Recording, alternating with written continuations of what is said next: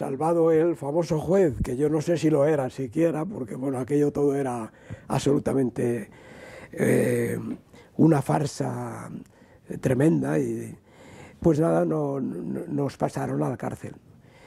Bueno, a mí me pasaron a la cárcel, en ese momento yo no me crucé con nadie allí, me pasaron a la cárcel de Carabanchel.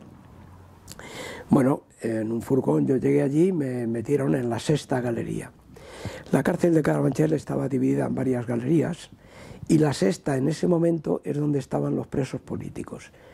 Los presos políticos de todo pelaje, es decir, que había estudiantes, y de todos los sitios de España. Estaban etarras, miembros de ETA, había de Terra Llure, había de maoístas, había de todos los partiditos que había en aquel momento en la escena política española, estaban allí, porque todos pasábamos por Carabanchel para llegar a juicio. Entonces yo llegué allí y naturalmente me integré enseguida con los miembros que estaban allí, algunos los conocía, por supuesto. Ariza estaba ya allí, Julián Ariza, Julián Camacho también estaba allí, porque le había detenido casi todo el 1001. No, el 1001 fue después, perdón, esto fue antes.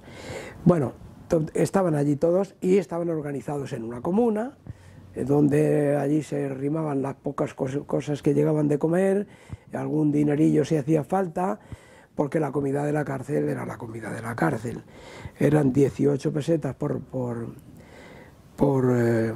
recluso, pero de esas 18 pesetas no llegaban ni la mitad a la comida de los reclusos, porque por el camino se quedaban determinados trámites y determinados manejos de los que organizaban aquel cotarro, ¿no?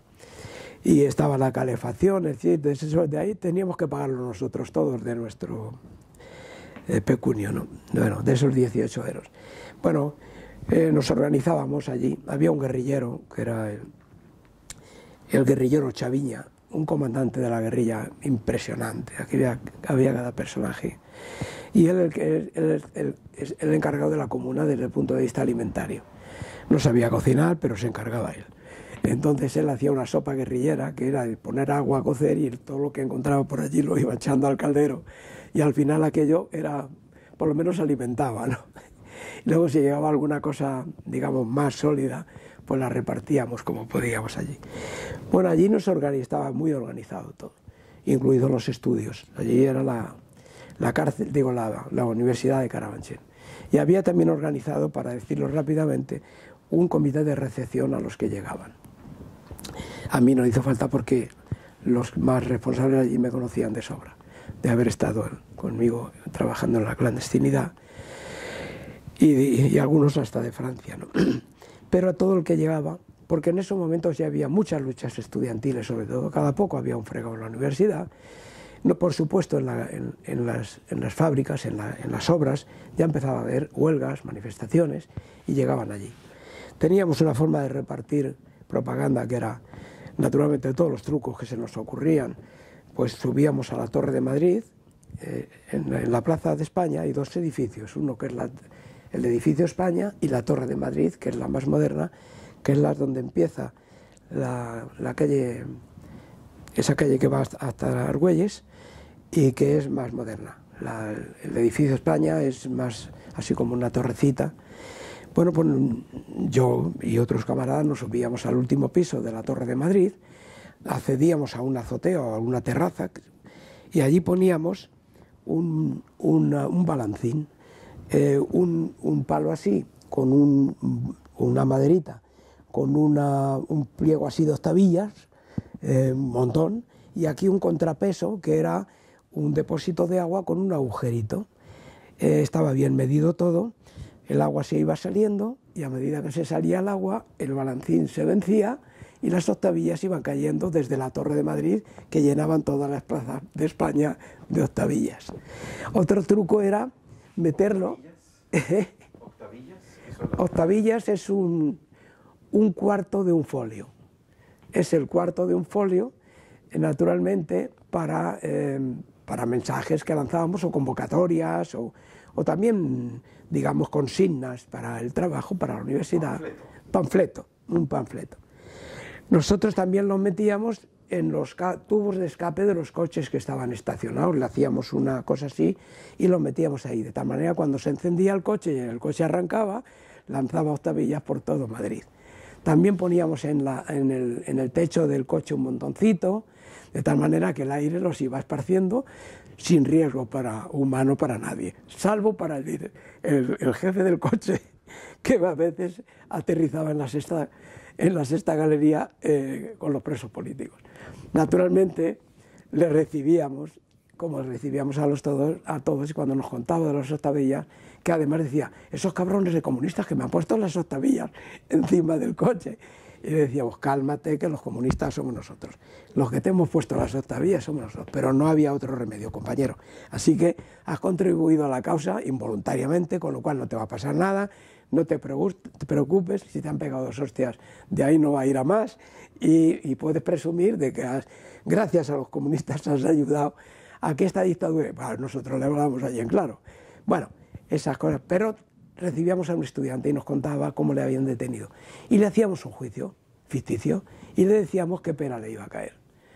Y aproximadamente acertábamos casi siempre. Tú vas a estar un mes, no te preocupes, enseguida te van a soltar, tú vas a estar... Y además aquí no te van a llevar por ahí, a ti te van a caer 6 meses, y cuando había ya más, pues estás con los que estamos aquí más veteranos, probablemente era 2 años, 4 años, 5 años o más años de cárcel.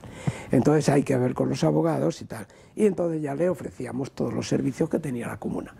Entonces tú intégrate, vas a tener esto, tienes que las obligaciones y los deberes y los favores que recibía, ¿no? Bueno, ¿Cuántos años te cayó en latín? Pues a mí me llegó un día la papela, estuve 1 año en Carabanchel. Todos pasábamos aproximadamente 1 año que ellos se tomaban para tenernos preventivos allí. Y cuando me llegó la papela del Tribunal de Orden Público, primero tuve el juicio. En el juicio me defendió Rato, Antonio Rato, un abogado maravilloso, en todos los sentidos, humano, profesional, que no le dejaron hablar. En el juicio a mí me preguntaban alguna cosa, contestaba y me cortaban enseguida. Y cuando el abogado pretendía, pues le cortaban.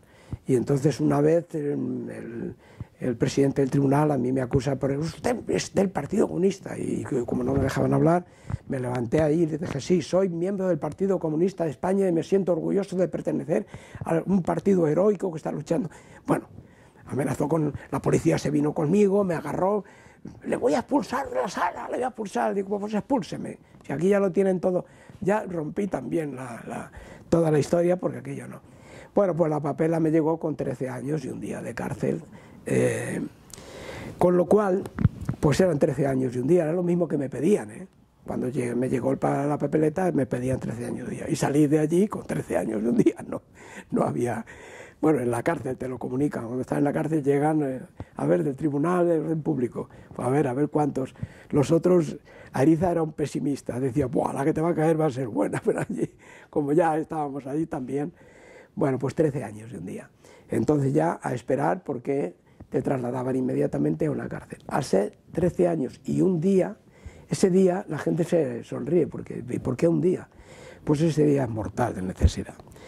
Porque las condenas a partir de 1 día se agravan de una prisión menor a una prisión mayor. Yo tenía 12 años y 1 día de prisión mayor, y luego 1 año por propaganda ilegal, multas por la documentación, no sé qué. Bueno, al final se aproximaba a los 14 años porque por las multas y todas esas cosas que yo no iba a pagar, por supuesto, y se traducían en años de cárcel o meses. Entonces, pasa el día y está condicionado a la prisión a la que te van a llevar. No te llevan a una prisión menor, te llevan a una prisión mayor, a un penal. El penal es para los presos de prisión mayor. Con lo cual todas las condiciones como prisionero cambian a peor. Luego llega un indulto, que se produce en algunos durante Pues si llega un indulto y el indulto se divide en porcentajes de disminución de la pena. Hasta 6 años, el 25%, hasta 8 años, el 20%, hasta 12 años, el 15%. Cuando pasa de 12 años y 1 día, pues a lo mejor el 8 o todo lo más el 10%. Es decir, tú vas quedándote siempre, o sea, ese día es así. Bueno, me llevaron de la prisión de Carabanchel, me llevaron a Soria. Aquella cárcel la llamaban la Legionaria, con lo cual llegamos allí un furgón con varios, un furgón lleno de, pues había miembros del Comité Central, creo que éramos 6, del proceso de Burgos de ETA llegaron también un montón, y algunos de Terrayure, algunos de los maoístas, en fin, llegó un poco de todos los... Y bueno, no hacemos más que llegar y llega un cabo, que era un preso común, con una vara, con un palo, y dice, ¡a formar! Y nos miramos, y claro, yo era responsable del partido, en la cárcel también, que me habían nombrado, por elección. Yo que era, bueno, no sé, era muy activo siempre, pues le digo, ¿tú quién eres? Yo soy el cabo. Digo, ¿ah, sí? Digo, pues yo soy el capitán. Digo, ¿tú qué coño manda a formar? Aquí no forma ni Dios. Yo ya le calé, digo, este es un común, iba vestido de paisano, y todos los funcionarios iban con su traje de... Digo, aquí no forma ni Dios, y sin dar voces, ¿eh? Y el palo te lo guardas en tu bolsillo, así que venga. ¿Cómo que no van a formar? ¿Cómo? Que no formamos, coño. Se acercan todos así en forma de presión y sale corriendo. Pues llamo al jefe de servicio. Pues que venga el jefe de servicio. Bueno, una batalla, llega el jefe de servicio y yo le digo, mire usted, nosotros no somos militares, nos vamos a formar. Nosotros las tareas que sean propias de nuestra limpieza, de la celda donde estemos, del lugar, las normas que tenga establecido, no, usted no se preocupe que nosotros vamos a cumplir con esas normas. Ya le diremos si algunas no nos gustan o sí, pero nosotros somos cumplidores con eso. Ahora, cositas de estas de formar y del ejército, que venga ese señor, no, que no vuelva más, no vuelva a ocurrir. Bueno, pues nada, cada uno a su... Allí no había celdas, había galerías, pues tantos a esta, tal. Bueno, allí pasé un año que hubo que domesticar la cárcel. Nuestras mujeres estaban luchando fuera porque estábamos luchando por un estatuto del preso político, porque no teníamos... Franco no tenía presos políticos, tenía presos comunes. Entonces lo que nos trataban era como presos comunes. Y nosotros teníamos ya redactado un estatuto del preso político por el que luchábamos dentro y fuera de la cárcel. Entonces llegó la Navidad, la primera Navidad que pasábamos allí, y organizamos una huelga de hambre de 10 días. Eso era 10 días antes del 31 de diciembre, de tal manera que cayera el fin de año para hacerlo más dramático y más... Entonces allí todo el mundo en huelga de hambre, rigurosa. Es decir, de alimento nada y únicamente 3 traguitos de agua 3 veces al día. Entonces, los anarquistas, que también teníamos 2 allí, que eran siempre muy simpáticos y muy buenas personas, pero siempre muy cachondos, y me decían, Lara, y a mí me llamaban Lara, de comer nada, pero unas tabletas de chocolate debajo del colchón. Y yo decía, que no, Edu, se llamaba Edo, era un dirigente conocido, murió hace 3 o 4 años. Edo, que no, coño, que eso lo van a notar, aquí no come ni Dios. Joder, con el Lara de los cojones, que nos va. Y total, que allí no comía ni Dios, y yo vigilaba. Esto tiene que ser como tiene que ser. Había canarios, y claro, hacía 18 grados bajo cero en Soria aquel año. Y los mineros, que había mineros también, los mineros, unos armarios de 2 metros, con una... Pues bueno, los primeros en caer fueron los canarios por la temperatura y los mineros por no comer, porque aquellos se comían, ahora que está de moda el chuletón, eso se cometían. Bueno, total, que tuvieron que abrir un ala del hospital de Soria para ir llevando las taquicardias y todos los que iban cayendo de la huelga de hambre, porque era rigurosa la huelga de hambre. Y agua casi no podíamos beber porque estaba congelada. Es que abrías el grifo y aquello lo que salía era hielo. Bueno, yo con mi estatura y que estaba delgado entonces perdí 4 kilos en 10 días, pues fíjate, un minero de aquellos, nos quedamos en los huesos. Y bueno, al salir, para decirlo muy deprisa, que el director, que era un chico joven, lo trató bien porque en vez de lo que mandaba las normas carcelarias, que eran castigarnos, y además con más años de cárcel, él llamó a un médico que nos pusiera un régimen para los peligros que tenía comer después de 10 días de abstención. Y aquí el hombre nos puso leche, el médico, poquito a poco, alimentos suaves, nada de comer bocadillos, nada de comer, un régimen de comidas. Aquel hombre, ¿qué hicieron? Lo castigaron y lo llevaron a la peor cárcel que había en España, al director de allí. Y a nosotros nos organizaron enseguida un traslado a Segovia, que era una cárcel peor que la legionaria. O sea que estuvimos un año allí, nos llevaron a 25 los más revoltosos, que éramos bueno, sí acertaban los dirigentes, que son los que nos destacábamos más, claro, tanto de ETA como del PC sobre todo, pues eran los que a los 25 nos llevaron con un tren de policíaco que ni en las películas. Montones de vehículos, yo no sé si llevaban hasta un cañón, una cosa terrible, porque aquello éramos los peores de tal. Bueno, llegamos a Segovia, igual a formar otra vez la bronca y otra vez igual. Y hay una anécdota que ya es por la que yo me emociono muchas veces también, y es que nos dividieron en 3 grupos rápidamente. Después de la bronca de no formamos y no sé qué, nos metieron éramos 25, un tercio en cada celda y en cada patio, separados totalmente. Allí nos llevaban a castigarnos, era una cárcel de castigo por lo que habíamos hecho. Un director que poco a poco nos íbamos enterando que era un fascista de lo peor que había Y bueno, pues empezamos a organizarnos nosotros también. Lo primero era que venía con nosotros Mario Diego Capote, un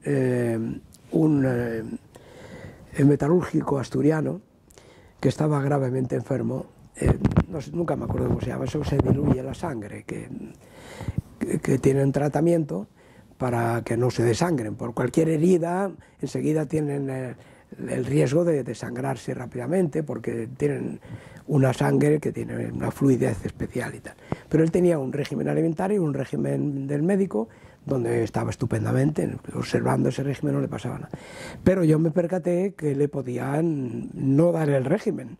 Y entonces empecé por las ventanas a llamar a todos los camaradas y decir, a ver, todos a protestar, a decir que Diego en qué celda está para que le cuiden y le den su régimen. Y empezamos todos a llamar a las puertas. En la celda número 4 está Mario Diego Capote, que tiene un régimen alimentario, que tiene esto, por favor cuídenle, por favor cuídenle. Bueno, pues al tercer día de estar en la celda, encontraron a Mario Diego Capote desangrado en la...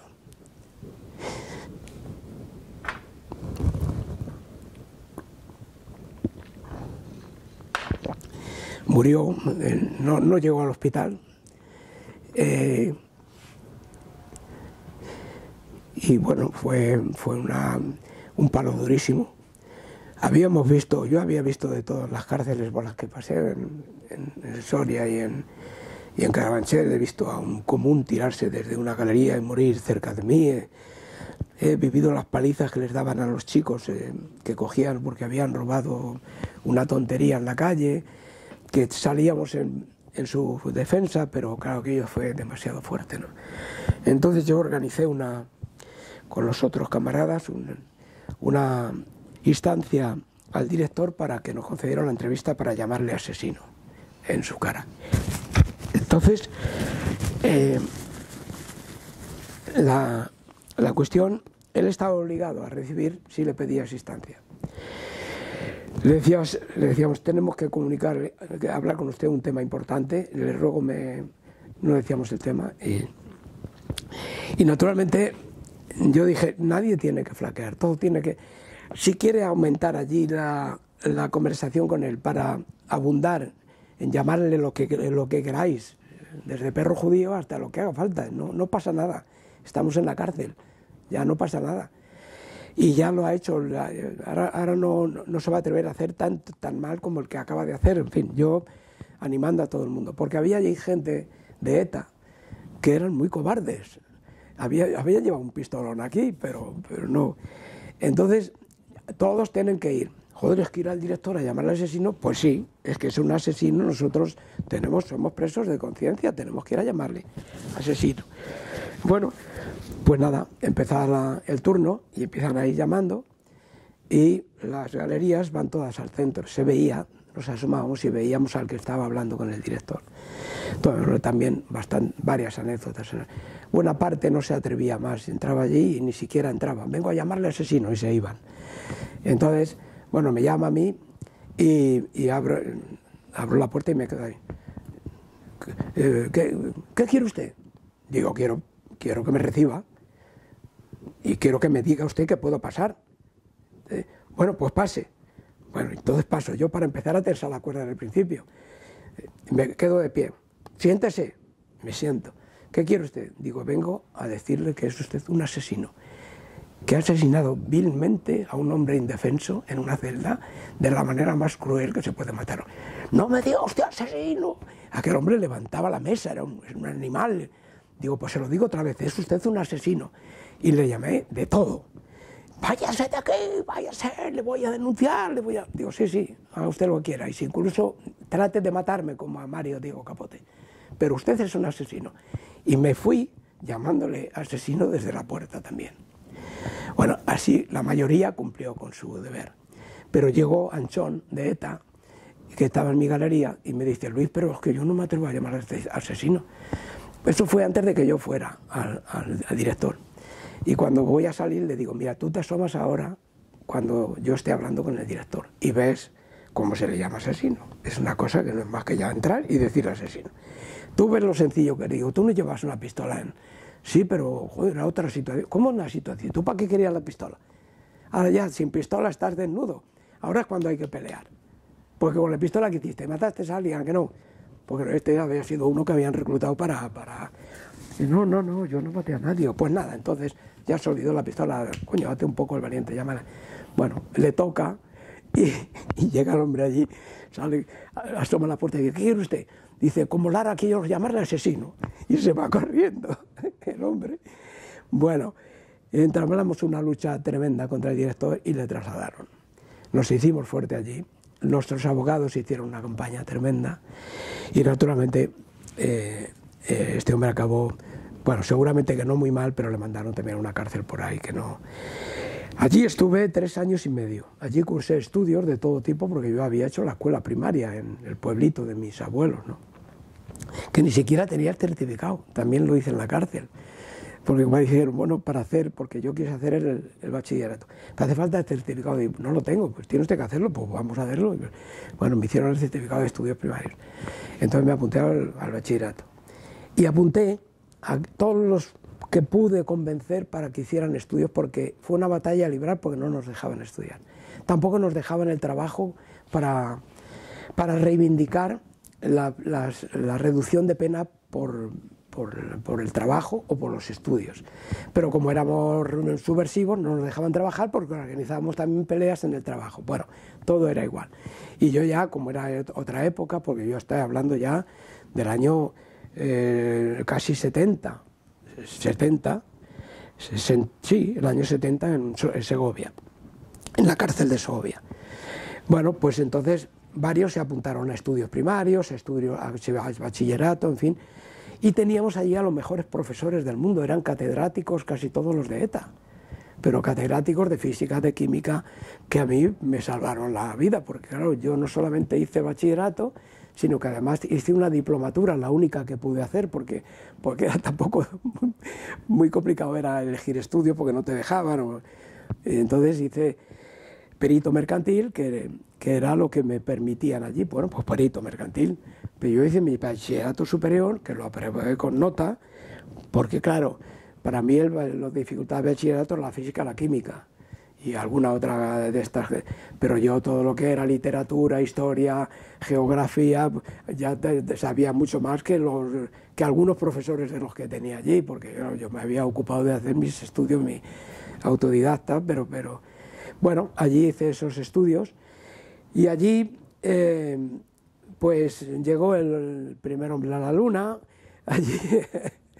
y allí en todo ese periodo vinieron los Beatles, yo me perdí todo eso.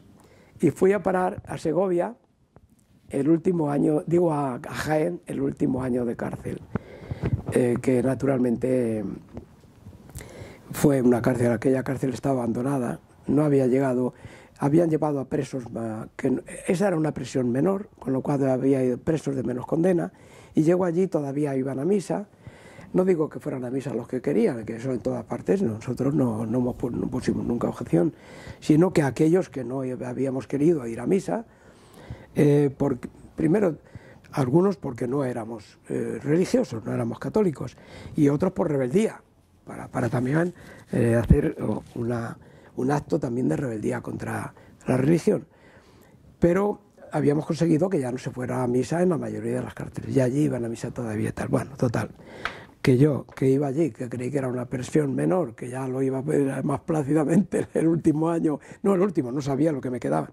Bueno, total, que llega el domingo primero que paso allí y digo que yo no voy a misa.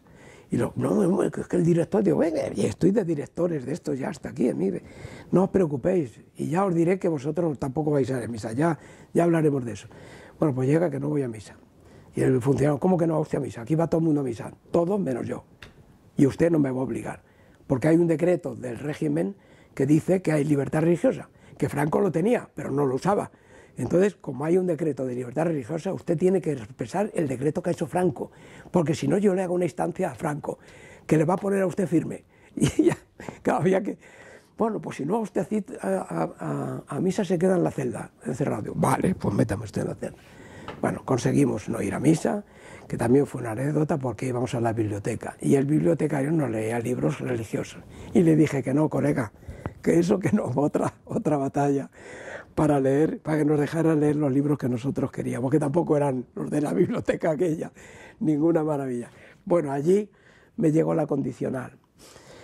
Y allí es otro de los momentos emotivos de mi vida, porque allí murió Salvador Allende. Un 11 de septiembre, estamos escuchando en el patio, que tenían una emisora puesta allí, pues dan la noticia. Así estábamos jugando al fútbol, yo estaba viendo el partido, agarrado a un poste allí de una barra que había del soportal, y cuando dan la noticia de que ha muerto Salvador Allende, me caí desplomado.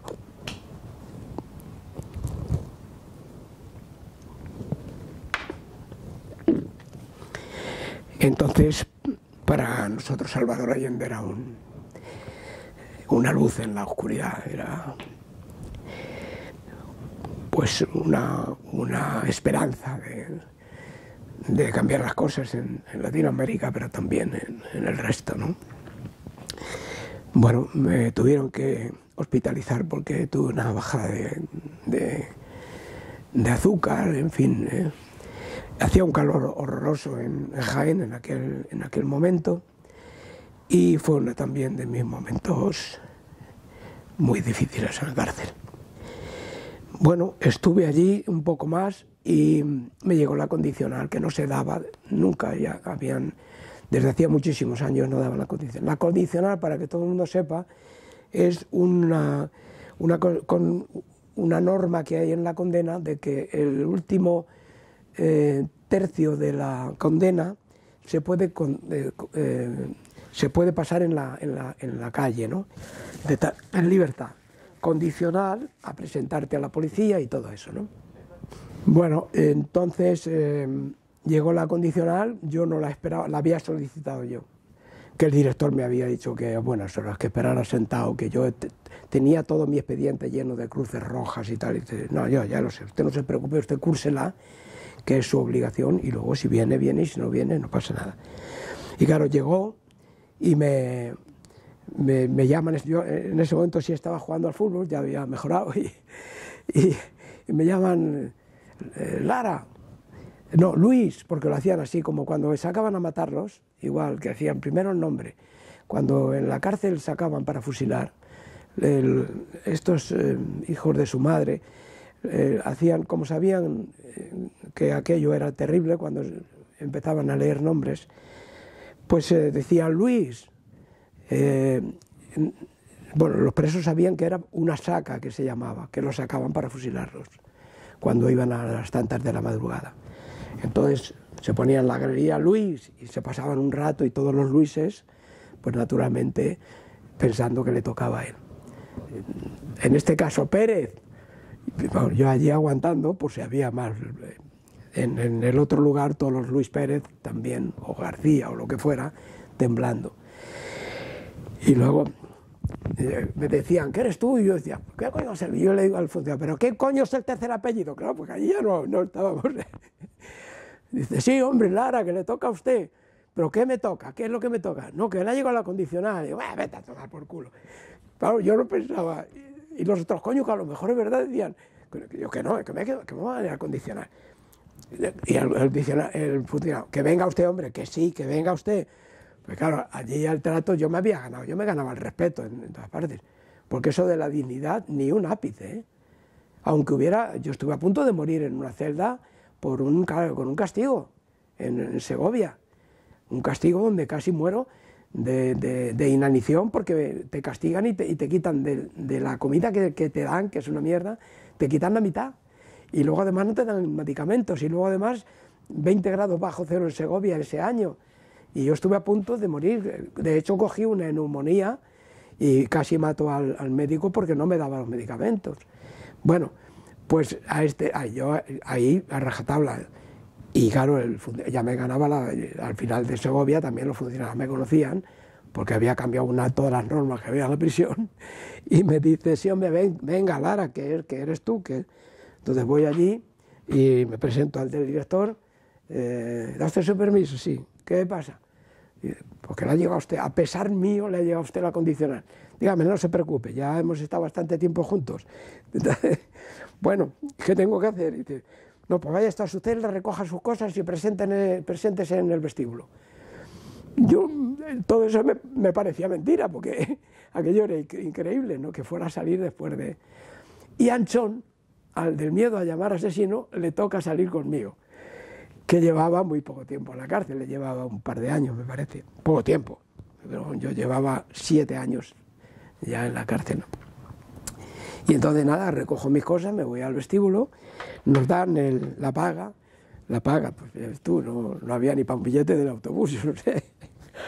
El caso es que nos dan, porque el preso tiene un sueldo, no sé si eran 3 pesetas, nada, una cosa para simular que tiene algo. Pero claro, como lleva muchos años, pues tenía ahí unos ahorrillos. Yo no me atrevía a cruzar la calle porque fíjate, en el entonces no había tantos coches, pero yo veía un coche allí y decía, me va a pillar. Y ya tuvo Anchón, que tenía menos miedo que yo, a cogerme del brazo, que no llega el coche, venga. Bueno, todo eran miedos al salir, todo eran distancias enormes, la vista se había acomodado a las paredes. Bueno, total que fui a Madrid, bueno, me fui a casa de mis tíos a vivir. Y bueno, inmediatamente preguntando por los camaradas para ver cuándo me incorporaba a filas, aunque yo estaba en libertad condicional, pero diciendo, me decían, espérate, que hay que ver primero, no sé qué, que no, coño, que otra vez para seguir luchando Una niña que me hizo una interview hace unos días para su tesis, decía, pero después de salir de la cárcel pedía usted. Digo, claro, es que no había otra, no se había terminado, todavía la dictadura estaba ahí, había que seguir luchando. Y la chica, la pobre, por eso la dificultad de hacer entender a los jóvenes estas cosas, ¿no? Bueno, total que nada, empecé a buscar trabajo rápidamente y bueno, ya por fin los camaradas me incorporé al comité provincial, que el partido estaba también en una situación muy difícil, porque había habido muchas caídas, porque ya había menos, como avanzaba los años de dictadura y no se moría nunca y la presión europea era más grande, pues había un poco de relax y también iban cayendo, aunque las penas fueran más pequeñas, pero iban cayendo en la cárcel. Murió matando. El año 75 que murió, firmó 5 penas de muerte. Es decir, que Franco no era un hombre malo, que era un dictador y un criminal. Fue un criminal toda su vida, vamos, que no es así. Bueno, me incorporé también al Comité Central y yo seguí luchando. Busqué un trabajo que no encontré en ninguna fábrica española porque estaba fichado en todas, claro, y que tuvieron que ser trabajos con de estos, digamos, digamos, ¿cómo se llaman? Autónomos, que hacen un trabajito para las grandes empresas. Así entré en algún trabajo. Pero el partido también me libró todavía un tiempo trabajando para el partido para seguir luchando en el tiempo que quedaba, que todavía no sabíamos cuánto era, claro. Bueno, así llegó mi militancia en el Partido Comunista, y al salir la libertad, naturalmente, la gran alegría y el gran cambio que muchos no entendieron, porque claro que era una libertad todavía condicionada a que estaba el rey, a que estaba incluso el primer gobierno de derechas, pero no estaba la dictadura. Nosotros tuvimos que elegir en aquel momento entre dictadura o democracia, no entre monarquía y república. ¿Qué monarquía ni qué república? ¿Qué república? Es que nos iban a dejar cuando todavía estaba todo el staff de la dictadura allí. Eso es lo que tiene que entender la juventud, que nosotros elegimos entre dictadura o democracia, y elegimos democracia. Nosotros el partido pidió cortes constituyentes, pero los demás partidos, o una buena parte de los partidos, no pidieron eso, pidieron un cambio más suave, de tal manera que pudiéramos desembocar en la democracia sin jugarnos todavía el régimen que pretendíamos, el régimen estatal que pretendíamos. Bueno, se hizo la Plata Junta, nosotros propusimos una junta, el PSOE con otros partidos pusieron la plataforma y fundimos las dos cosas, que fue un acierto, que se llamó la Plata Junta. Esa Plata Junta fue la que gestionó esa transición. Pero nosotros concebíamos la transición, como dice la palabra, como una transición, es decir, un lugar que en los demás conflictos de derechos humanos lleva 6 meses, 1 año. Ese es el periodo de transición. Y luego ya, naturalmente, cortes constituyentes y naturalmente elegir el régimen que quieren. ¿Qué pasó?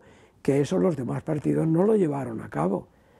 Y naturalmente desembocamos en que la transición siguió y siguió y siguió y sigue todavía. Yo todavía soy un preso con una condena y un de penales, un certificado de penales negativo, que se llama. Eso me ha condicionado mi trabajo toda la vida, hasta hoy todavía. Y mientras eso no se anule por la nueva ley de memoria democrática, seré siguiendo un preso común, porque Franco lo determinó así. Y así he seguido siendo un rojo toda la vida, porque hace muy poquitos años que hemos podido decir que éramos presos de la dictadura. Toda mi vida ha sido condicionada, 82 años, porque voy a cumplir 85 el mes que viene.